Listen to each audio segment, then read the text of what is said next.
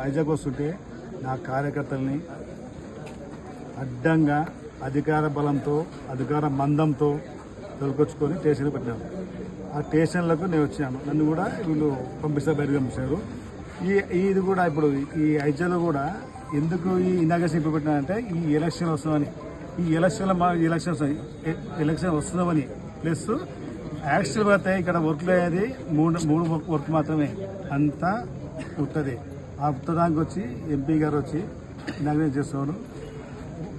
ఓడిపోయిన 35-40 ఓట్లతో ఓడిపోయిన మాజీ ఎమ్మెల్యే పెట్టుకోండి పక్కన, మరియు అక్కడ అధికారులను అడ్డం పెట్టుకొని చేస్తున్నాడు. కాకపోతే నేనేమంటే సరే నేను వచ్చినాను, ఇప్పుడు నేను వస్తున్నా మా కార్యక్రమం చూపించాము. అక్కడ పోలీస్ స్టేషన్లో ఉన్న ఫోటోలో ఉన్న దొంగల్ని పక్కన పెట్టుకొని అక్కడ దొంగల వల్ల వాళ్ళని అరెస్ట్ చేయకుండా మా కార్యక్రమం అది చేశారు. ఇది మంచి పద్ధతి కాదు.